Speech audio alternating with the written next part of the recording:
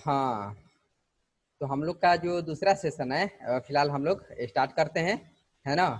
तो ये हो गया था 23 तक। न्यूट्रल बिंदु होता है किसमें होता है, तो स्टार पॉइंट में यानी कि स्टार कनेक्शन में होता है, लेकिन हमारा डेल्टा में ये न्यूट्रल पॉइंट नहीं होता है। ठीक है, तो ये हो चुका था। बढ़ते हैं अगले सवाल की तरफ कि निम्नलिखित में से कौन सी मोटर सबसे कम शोर करती है। जैसा कि आप लोग जानते हैं कि हमारा हिस्टेरेसिस मोटर जो होता है वो बिल्कुल ही एकदम नॉइजलेस मोटर होता है। देखिए इसी तरह का एकदम क्वेश्चन रहेगा। जो लोग कंटिन्यू जुड़ते हैं, जैसे देखते हैं अभी हम, है ना, जब से हम क्लास स्टार्ट किए हैं सेकेंड ईयर में, जितने लोग जैसे कि 30-32 लोग कंटिन्यू आते रहे। पहले तो देखते थे कि अटेंडेंस भी कम है, लेकिन अभी की डेट में मतलब अच्छा अटेंडेंस है ना। तो जितने लोग जो कंटिन्यू जुड़ते हैं उनके लिए तो बिल्कुल एकदम जब ही स्क्रीन पर क्वेश्चन देखेंगे एट ए टाइम एकदम आंसर जो है वो माइंड में आना स्टार्ट हो जाएगा।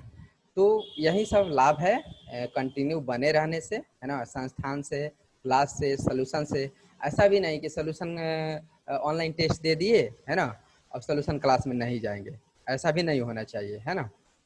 चलिए बढ़ते हैं अगले सवाल की तरफ। हाँ, तो हमारे ये जो हिस्टेरेसिस मोटर होता है, आप लोग जानते हैं कि इसमें कोई भी वाइंडिंग नहीं होता है, कोई भी हम लोग स्विच का भी इस्तेमाल नहीं करते हैं, है ना।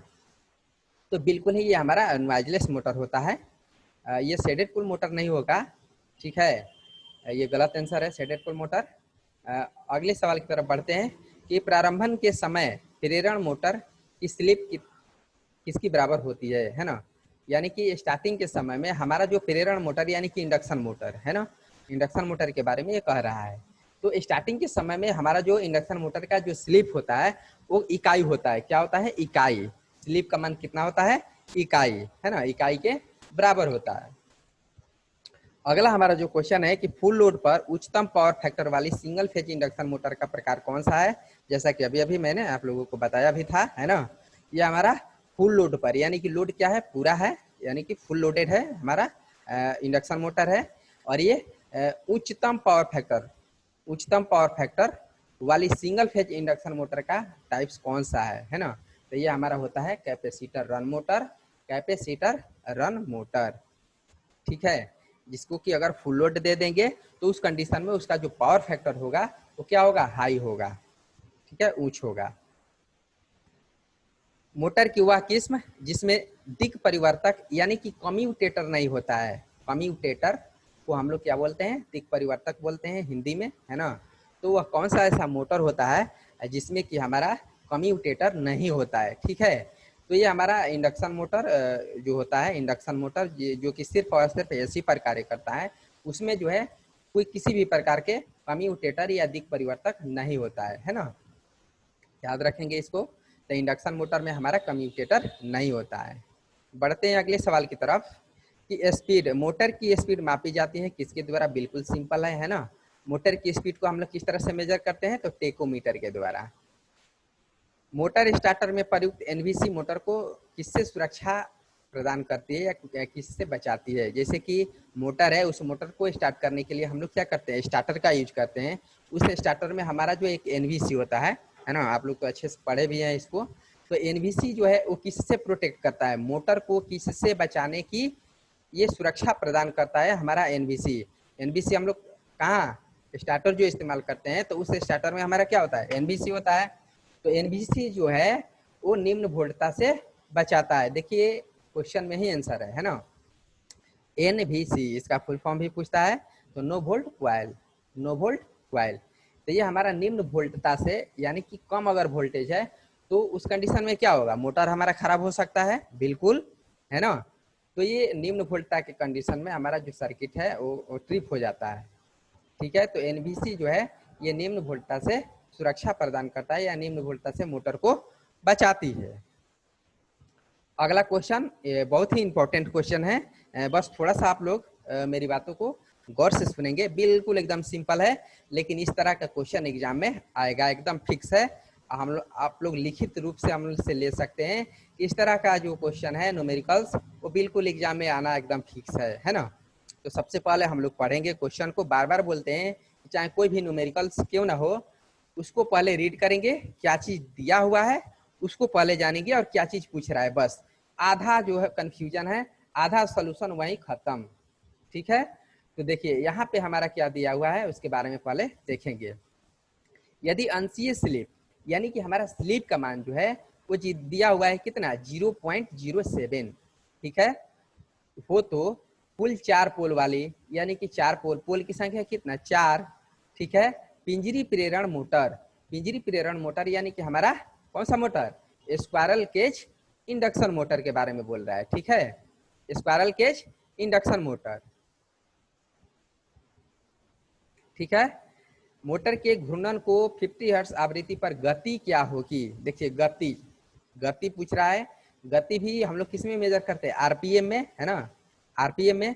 यहाँ पे देखिए आरपीएस में निकालना है, खैर वो तो अभी आगे की चीज है। पहले हम लोग देखते हैं, सबसे पहले हमारा क्या दिया हुआ है, स्लिप का मान दिया हुआ है, उसके बाद पोल की संख्या दिया हुआ है और फ्रीक्वेंसी का मान दिया हुआ है। बिल्कुल यहाँ से आप लोग जानते हैं कि सिंक्रोनस मोटर का या फिर मोटर का स्पीड निकालने के लिए हम लोग जो फार्मूला लिखते हैं NS बराबर, यानी कि सिंक्रोनस स्पीड, कोई भी मशीन का सिंक्रोनस स्पीड को हम लोग NS से सूचित करते हैं, है ना। तो NS बराबर हमारा जो फार्मूला होता है आप लोग जानते हैं क्या, 120F/P, यानी कि 120F बटा में P क्या है, पुल की संख्या है, ठीक है।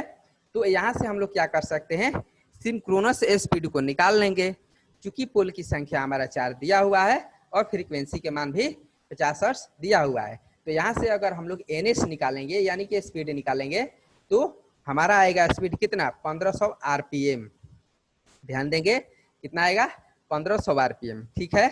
जब हमारा NS मिल गया यानी कि सिंक्रोनस स्पीड मिल गया 1500 RPM, तो आप लोग जानते हैं कि स्लिप बराबर हमारा जो फार्मूला होता है क्या होता है, स्लिप बराबर हमारा जो फार्मूला होता है NS minus NR upon NS। NS क्या है, सिंक्रोनस स्पीड, NR क्या है, रोटर के स्पीड, है ना, NR क्या है, रोटर के स्पीड, बटा में NS यानी कि सिंक्रोनस स्पीड। तो स्लिप निकालने के लिए हमारा फार्मूला क्या हो गया, NS माइनस NR बटा NS। अब देखिए NS तो हम लोग को अभी निकाल लिए, NS निकाल लिए, स्लिप के मान भी यहाँ दिया हुआ है ना, स्लिप के मान भी दिया हुआ है। NS हम लोग कितना निकाले 1500 RPM और स्लिप का मान भी दिया हुआ है क्या 0.07, है ना। अब हम लोग क्या करते हैं कि इस स्लिप के फार्मूला के माध्यम से हम लोग NR निकाल लेंगे, यानी कि रोटर के स्पीड, है ना। रोटर के स्पीड जब हम लोग निकालेंगे तो यहाँ पे हमारा आ जाएगा कितना 1395 RPM, कितना आएगा 1395 RPM। स्लिप के फार्मूला के माध्यम से हम लोग क्या करेंगे, NR निकालेंगे यानी कि रोटर के स्पीड निकालेंगे, तो हमारा यहाँ पे आ जाएगा 1350 RPM, ये RPM में आएगा 1350, लेकिन हमारा जो क्वेश्चन पूछ रहा है ये RPS में कितना हो गया, है ना, यानी कि रिवोल्यूशन पर सेकेंड, ठीक है। तो सेकेंड में निकालने के लिए हम लोग क्या करेंगे, जो हमारा 1395 जो RPM आया है उसको हम लोग 60 से भाग दे देंगे, ठीक है ना। तो ये हमारा आ जाएगा RPS में। आई होप कि आप लोग अच्छे से समझ गए होंगे। और कुछ नहीं है, बस सिर्फ फार्मूला तो आप लोगों को याद है ही, लेकिन अभिनीत कुमार पाठक ये क्वेश्चन को गलत कर दिए हैं, है ना। तो इस तरह का जितने भी फार्मूला है आप लोग जरूर याद रखेंगे। बढ़ते हैं अगले सवाल की तरफ।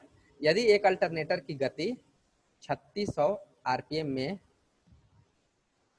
परिवर्तित करके 1800 RPM कर दिया जाए तो प्रति फेज में उत्पन्न EMF क्या हो जाएगा, यानी कि हमारा एक अल्टरनेटर है जिसका स्पीड जो है 3600 RPM है, अगर उसको हम लोग को 1800 RPM पे करना होगा तो जाहिर सी बात है कि उसमें जो हमारा जो EMF जनरेट होगा, है ना, EMF के जो मान जनरेट होगा वो बिल्कुल क्या होगा, हाफ, क्योंकि हमारा इधर स्पीड भी क्या हो गया, हाफ हो गया, तो जो EMF जनरेट होगा वो भी हाफ हो जाएगा।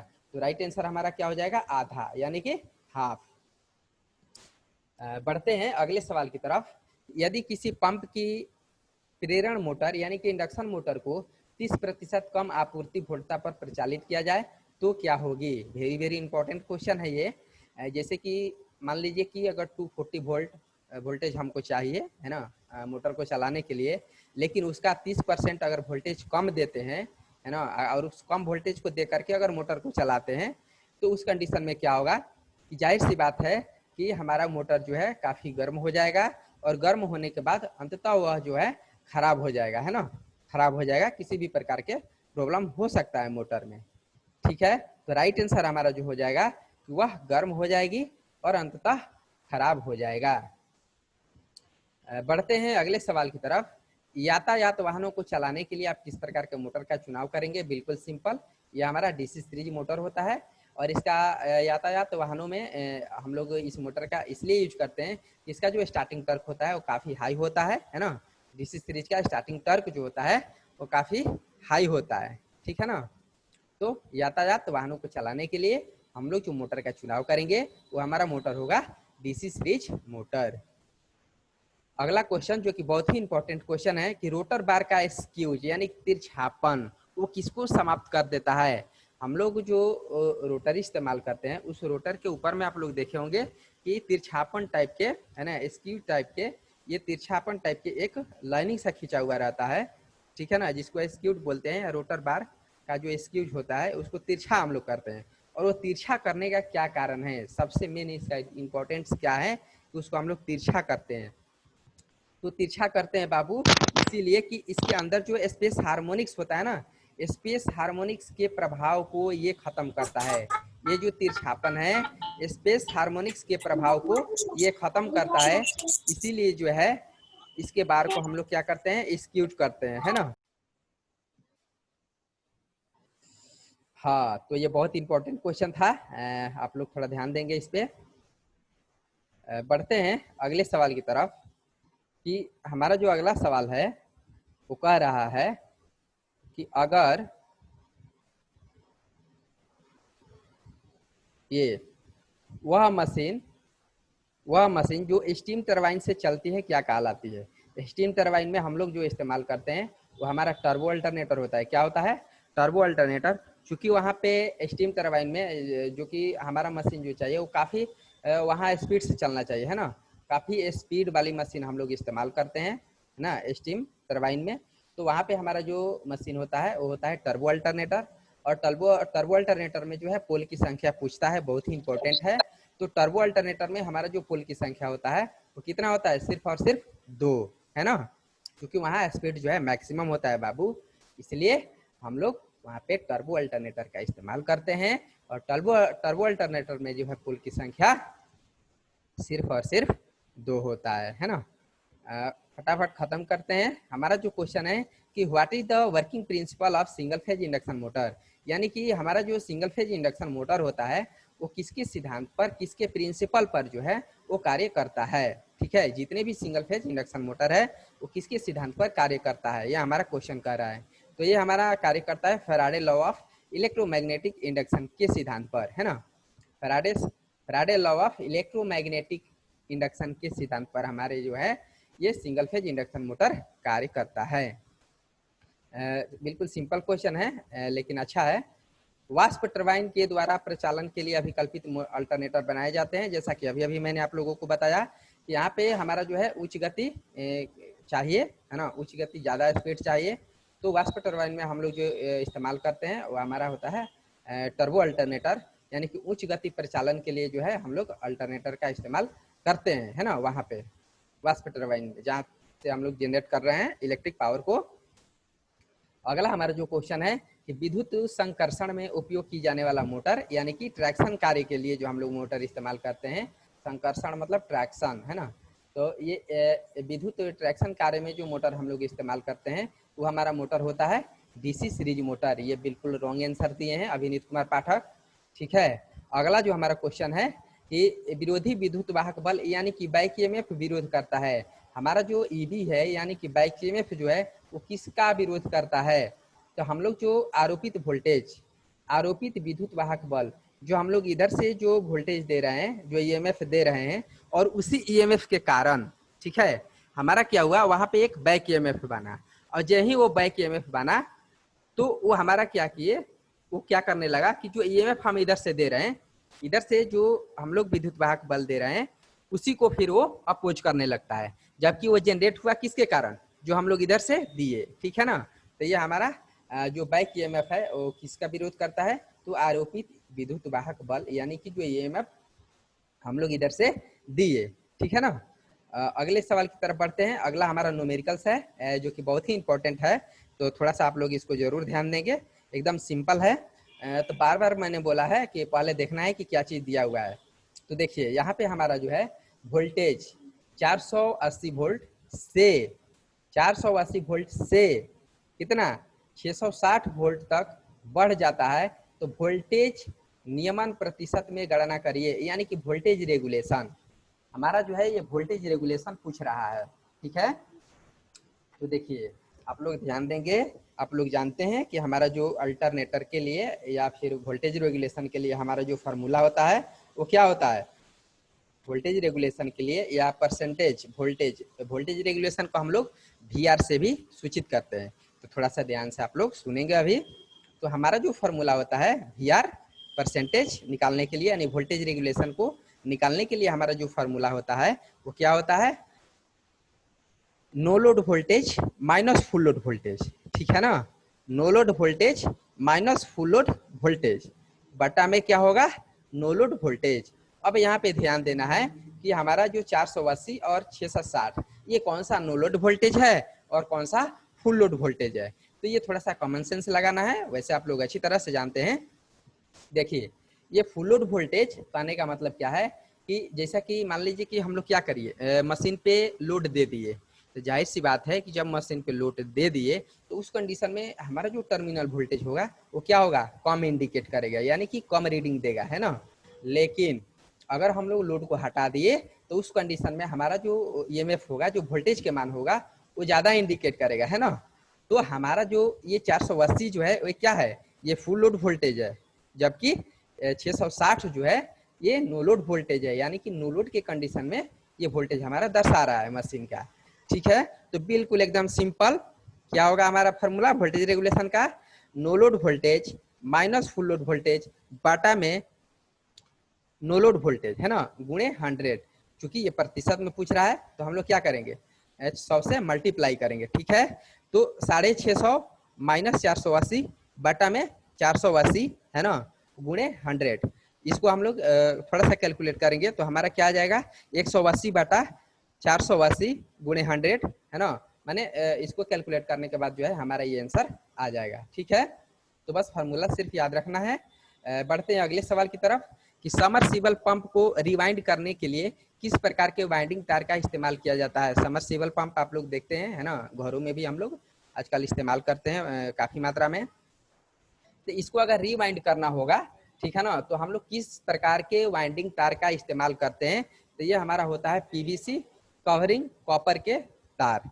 PVC कवर किया हुआ ये तांबे का तार होता है ना।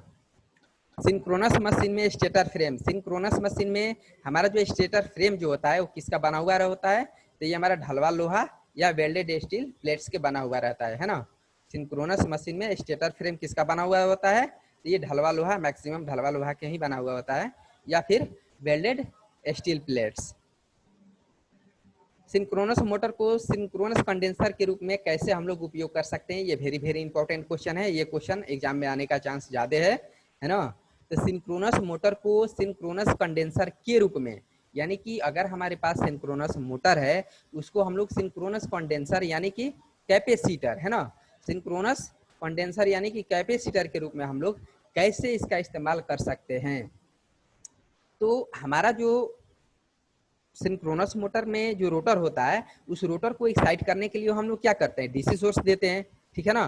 तो रोटर एक्साइटेशन को बदल करके जो है, रोटर एक्साइटेशन को बदल करके हम लोग क्या कर सकते हैं, सिंक्रोनस मोटर को सिंक्रोनस कंडेंसर के रूप में इस्तेमाल कर सकते हैं, है ना। अगला क्वेश्चन जो कि बहुत ही इंपॉर्टेंट क्वेश्चन है और ये गलत किए हैं, जैसे कि यहाँ पे देखिए सिंक्रोनस मोटर में इनवर्स भी कर्व,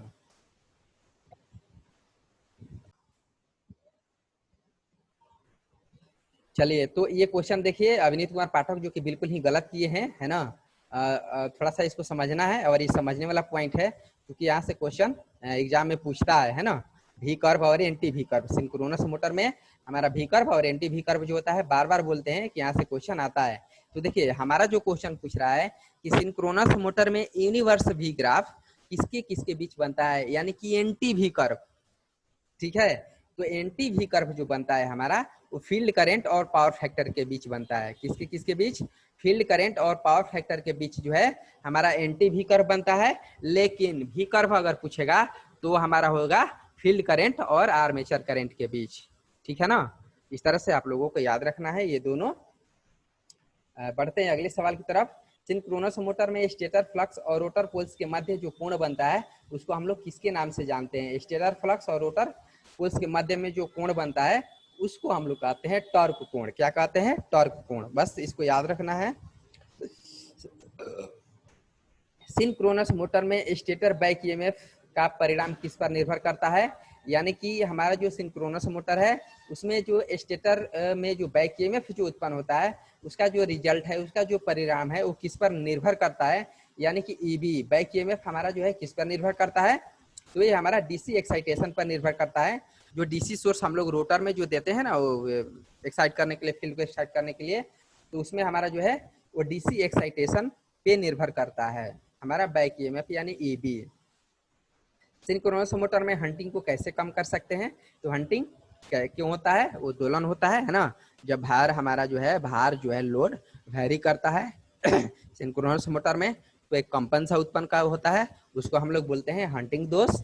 और उस दोष को खत्म करने के लिए हम लोग जो है रोटर पर डैम्पर वाइंडिंग का प्रयोग करते हैं।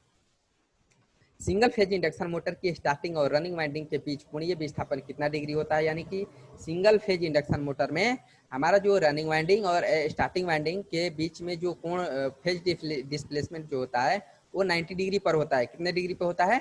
90 डिग्री पे, है ना। सीरीज मोटर वाइंडिंग की जाती है। देखिए series motor winding, series motor हमारा जो होता है डीसी सीरीज मोटर, उसमें जो हम लोग वाइंडिंग करते हैं वो मोटा तार का होता है। ठीक है ना, तार मोटा होता है और नंबर ऑफ टर्न कम होता है। जबकि अगर ये शंट मोटर के बारे में पूछेगा तो शंट मोटर में क्या होता है? तार पतला होता है और नंबर ऑफ टर्न ज्यादा होता है। ठीक है ना, ये दोनों बहुत ही इंपॉर्टेंट पॉइंट है। नंबर ऑफ टर्न ज्यादा होगा और तार पतला होगा तो हमारा शंट मोटर होगा। लेकिन यहाँ पे पूछ रहा है सीरीज मोटर, तो सीरीज मोटर में जो हम लोग वाइंडिंग करते हैं वो मोटे तार से करते हैं और नंबर ऑफ टर्न भी वहाँ कम होता है। जाहिर सी बात है कि अगर हमारा तार मोटा होगा तो नंबर ऑफ टर्न क्या होगा? कम हो जाएगा। अगर जो ही तार पतला होगा तो हमारा नंबर ऑफ टर्न ज्यादा भी हो जाएगा। आज के हमारा जो आखिरी सवाल है बाबू कि सोल्डिंग आयरन का एलिमेंट किस धातु का बनाया जाता है? देखिए सोल्डिंग आयरन का जो एलिमेंट होता है वो नाइक्रोम का होता है ना। लेकिन इस यहाँ से एक क्वेश्चन पूछता है वेरी वेरी इंपॉर्टेंट कि सोल्डिंग आयरन का जो बीट होता है वो किस मटेरियल का बना हुआ रहता है ना। तो सोल्डिंग आयरन का अगर बीट पूछेगा तो हमारा कॉपर का होता है, ठीक है ना, तांबा का। या लेकिन यहाँ पे एलिमेंट पूछा है तो एलिमेंट हमारा जो उसका बना हुआ रहता है, सोल्डिंग आयरन का एलिमेंट जो बना हुआ रहता है वो हमारा नाइक्रोम का होता है। आई होप कि आप लोगों को ये क्लास अच्छे से समझ में आया होगा। फिर भी जो भी डाउट है हम लोग फटाफट क्लियर करेंगे और आप लोग अनम्यूट हो जाइए। कितना नंबर क्वेश्चन बोले? बोलिए। 41 सर। 41 क्या है? 41 भाई? सर। ये समरसीबल पंप को रिवाइंड करने के लिए, रिवाइंड मतलब फिर से उसको जो वाइंडिंग करेंगे, रिवाइंड के मतलब क्या? फिर से उसको जो वाइंडिंग करेंगे ना, उसके लिए पूछ रहा है कि हमारा जो तार इस्तेमाल करेंगे वो कौन सा तार का इस्तेमाल इसमें करेंगे। तो ये पीवीसी कवरिंग कॉपर के वायर होगा हमारा, है ना। तो इसमें तो कोई कंफ्यूजन वाला नहीं है क्वेश्चन। चलिए सर भी ग्राफ वाला बता दीजिए सर फिर से। हाँ भी, देखिए ये बहुत ही इंपॉर्टेंट क्वेश्चन है, आप लोगों को बार बार मैंने बोला भी है। देखिए भी कर्व और एक होता है एंटी भी कर्व, है ना। भी कर्व और एक होता है एंटी भी कर्व, ठीक है। तो आप लोग ध्यान देंगे कि हमारा जो भी ग्राफ, पहले हम क्या बताएंगे? भी ग्राफ के बारे में बता रहे हैं।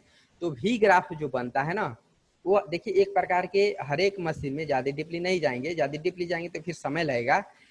ये एक प्रकार का लॉस होता है। जैसे सिंक्रोनस मोटर में ये कर्व बनता है तो कहीं ना कहीं एक इंटरनल मशीन के इंटरनल ये कैरेक्टरिस्टिक्स है ना। तो ये हमारा जो बनता है भी ग्राफ, वो सबसे पहले ये आर्मेचर करंट और फील्ड करंट के बीच में बनता है। लेकिन एंटी भी कर्व के भी बारे में पूछता है।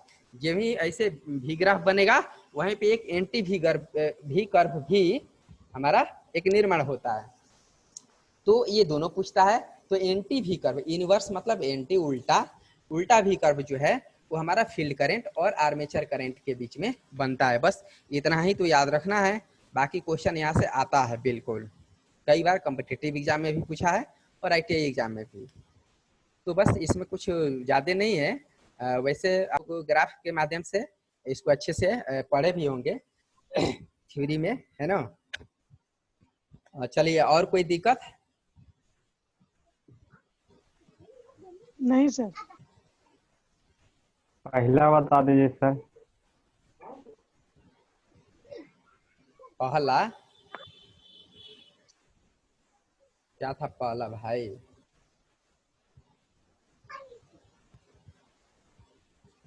पहला बिल्कुल सिंपल है ना ये। देखिए पोल की संख्या कैसे लिए हैं सर? सुनिए, बता रहे हैं। देखिए, कुछ नहीं करना है बाबू, इसमें आपको फार्मूला याद है? फार्मूला याद है ना? हम लोग के स्पीड निकालने के लिए फार्मूला क्या होता है? n = 120f अपॉन क्या p, है ना। तो अब हम लोग देख लेंगे, चूंकि फ्रीक्वेंसी के मान हमारा दिया हुआ है और पोल की संख्या भी ये अलग अलग दिया हुआ है ना। जैसे 2 पोल, 4 पोल, 8 पोल। तो हम लोग यहाँ से क्या करेंगे? निकालेंगे। तो इसमें 4 ऑप्शन होगा, 4 ऑप्शन में 3 ऑप्शन ऐसा होगा जो कि हमारा मैच करता होगा, यानी कि 2 पोल पे भी स्पीड आता होगा, 4 पोल पे भी स्पीड आ जाता होगा और 8 पोल पे भी स्पीड आ जाता होगा, है ना। तो यहाँ से हम लोग इस फार्मूला के माध्यम से आप निकाल के देख लीजिए कि क्या हमारा 1000 RPM आएगा? नहीं आएगा, है ना। 1000 RPM लाने के लिए और फ्रीक्वेंसी की मान अगर 50 हर्ट्ज है तो पोल की संख्या हमारा 6 चाहिए। ठीक है, आप खुद ही निकाल के चेक कर लीजिए। n = 120f/p पे, ठीक है ना। बिल्कुल ये ऑप्शन से चलना है ना? ऑप्शन से चलिए, चाहे जैसे भी चलिए, क्वेश्चन को कुछ नहीं किया, बस घुमा दिया है। तो यहाँ पोल की संख्या 3-4 गो दे दिया है। अब बोल रहा है कि कौन सा इसमें से इसका RPM नहीं होगा, है ना। तो बस फार्मूला याद है तो आप बना सकते हैं, चाहे क्वेश्चन किसी भी तरह से क्यों ना घुमाए। तो ये बहुत ही इंपॉर्टेंट न्यूमेरिकल है। थोड़ा सा इसको आप लोग ध्यान देंगे। कुछ नहीं, फार्मूला याद रखना है। वैसे भी हम आप लोगों को बताए थे कि 2 पोल पे कितना 3000 RPM, 4 पोल पे 1500, 6 पोल पे 1000। अगर याद रहेगा तो क्या करेंगे आप? ऑनलाइन एग्जाम में बिल्कुल एकदम देखेंगे और तुरंत एकदम टिक मारेंगे, कैलकुलेशन करने की कोई जरूरत ही नहीं है। वैसे अगर फार्मूला याद है तो कोई दिक्कत नहीं, आप निकाल भी सकते हैं। आगे और कोई प्रॉब्लम? नहीं सर। ओके, तो चलिए, और हम लोग 2-3 दिन पढ़ेंगे, है ना। और उसके बाद कोई दिक्कत नहीं है, हम लोग एक दूसरे से जुड़े हुए रहेंगे, कोई दिक्कत नहीं है। चलिए, तो फिलहाल द एंड करते हैं, टाइम भी ओवर हो गया। आप लोग नेक्स्ट क्लास के लिए जाइए। ओके, धन्यवाद। Okay sir, thank you sir. Thank you sir. Thank you. Thank you sir. Thank you.